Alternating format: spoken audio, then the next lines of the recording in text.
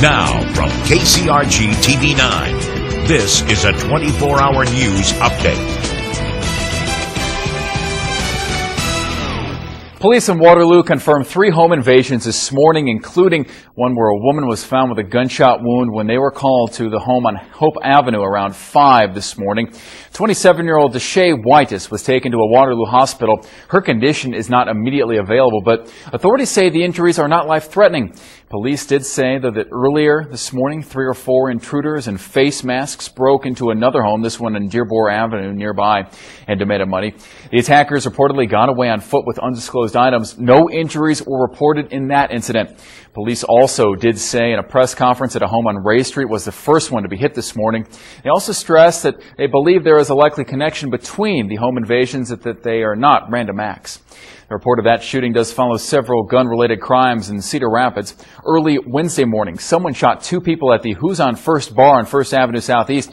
Hosea Pearson and Tyson Finley were sent to St. Luke's Hospital. Pearson's in stable condition. Finley was taken to University of Iowa hospitals and clinics where his condition is not available. Following this shooting, police also received reports of several shots fired in the area near 16th Street and 4th Avenue Southeast. And less than an hour before that, they also responded to an armed robbery at an apartment at 1716 D Avenue Northeast.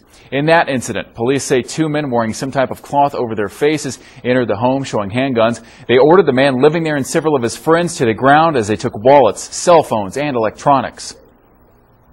It didn't need to happen, should have never happened. And now I was just worried about everybody's safety because they're in my house. I don't want anybody to get hurt. Police say the crimes are not likely connected. Sentencing is scheduled for today for the Waterloo man convicted of murdering 2 people. Last month, the jury found Martavis Keys guilty on 2 counts of first-degree murder. That's in the shooting deaths of Anissa Schroeder and Ronald Skullark in November of 2007. Keys' attorneys had filed for a new trial because of an alternate juror who was not part of deliberations. A Cedar Rapids woman is charged with vehicular homicide for a car crash that killed a cab driver. 76-year-old Richard Dankert of Cedar Rapids was the man who was killed. Police say it started early yesterday morning when 36-year-old Connie Gates drove off when police tried to stop her after suspecting her car was stolen. Gates, with 2 passengers also on board, led police on a chase through part of downtown Cedar Rapids and then on to I-380 southbound. When she got off at the Wilson Avenue exit, police say she ran a red light and crashed broadside into the taxi.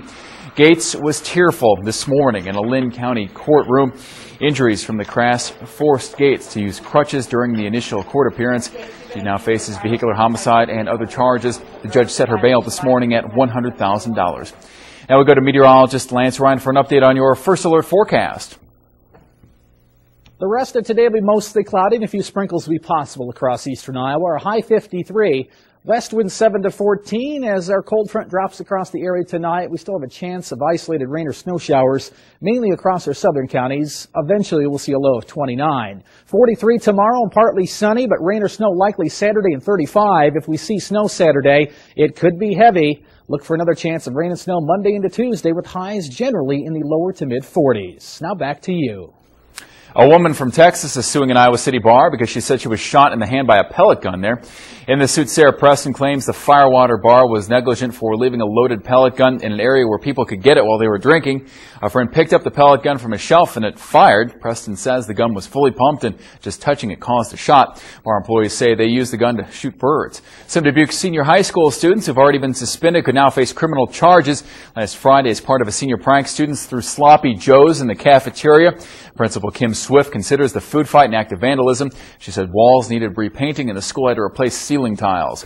That's our report for now. Be sure to watch KCRG TV 9. Log on to KCRG.com for all the day's top news stories. Do make it a great Thursday.